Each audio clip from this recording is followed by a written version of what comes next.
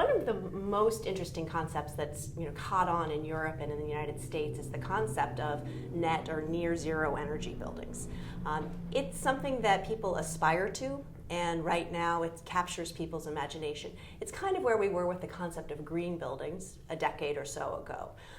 And what you're seeing is innovation in this space, but an uncertainty about how does it apply in other locations. So how do you think about this? How can you take a concept of a house that's made in Europe and apply it to a school that's in Mexico? And those are the kinds of things that you have to think about. Well, are they the same technologies? Probably not. Are they the same? Is it the same integrative thought process?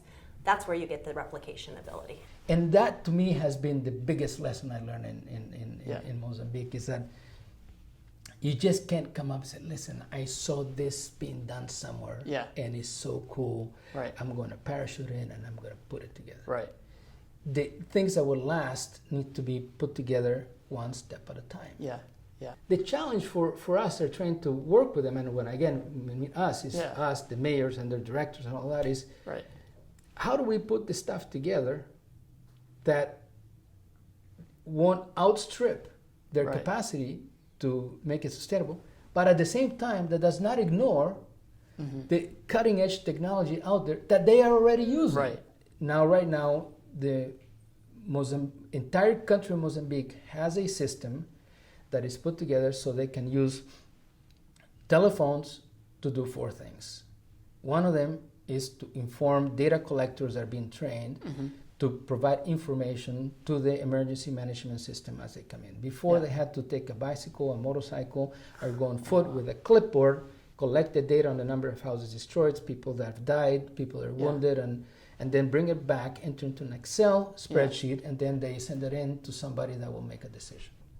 There's very few instances where you can actually go from an assessment to actually change the design of something and make engineering design considerations. So we supported the Millennium Challenge Corporation to design, assess, and construct a 120-kilometer road in the island of Samar in the Philippines.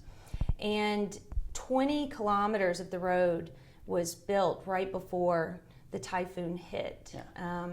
And all of the road withstood the climate change or the typhoon impacts.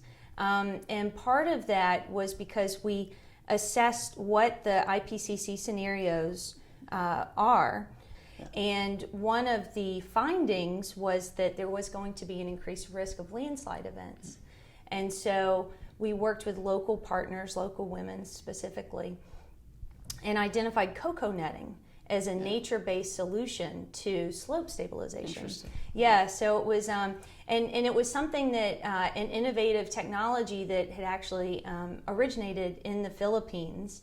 And so it was identified as something that we could work with the local community to create an economic development opportunity. And we worked with the DP, the Department of Public Works, and Transportation to make sure that that was something that they could then apply not just across the road, but potentially to other scenarios as well.